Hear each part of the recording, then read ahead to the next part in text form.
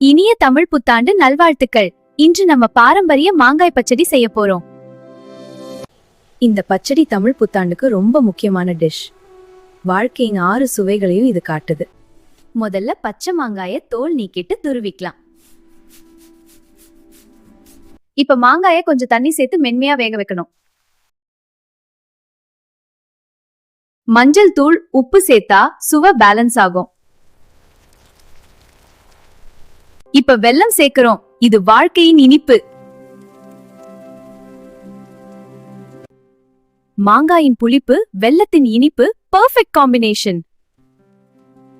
வேப்பம் பூ வாழ்க்கையின் கசப்பை குறிக்கும் முக்கியமான பொருள்.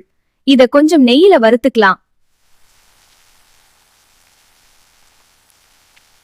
கடுகு, மிளகாய் தாளிச்சா அந்த அரோமா வேற லெவல்.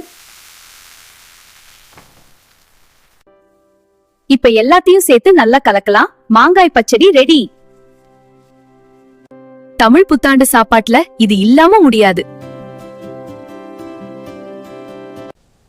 இந்த பச்சடி வாழ்க்கையின் இனிப்பு, புளிப்பு, கசப்பு, காரம் எல்லா உணர்வுகளையும் சொல்லுது. சூப்பரா இருக்கு.